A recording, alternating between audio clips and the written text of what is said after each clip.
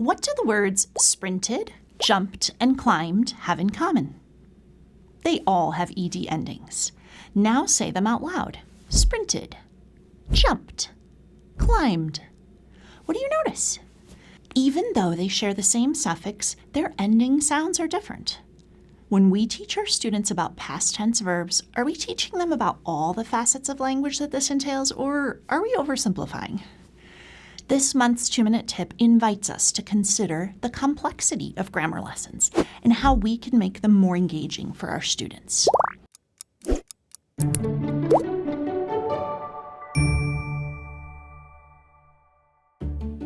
Typically, when introducing a grammar topic, we explain the rule, model examples, and provide opportunities for practice.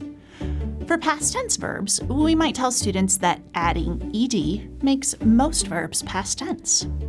Then, have them identify or create words using this feature. But what if, instead of presenting them with the rule, we guided students to discover it and the nuances associated with it?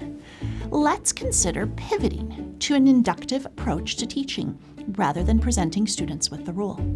Invite them to discover the rule and its nuances. Here's how this might unfold. Provide table groups or small groups of students with words on note cards that have ed endings highlighted.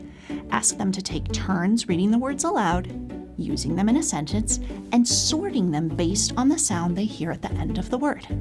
Then, invite the students to label each of their categories with the phoneme they hear at the end of their ed words. You could also have students do this activity using a digital tool like Padlet.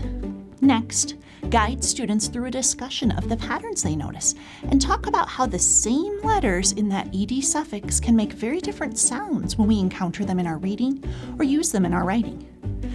Finally, have students read a short passage with a lot of past tense verbs with ed endings to apply their newfound knowledge.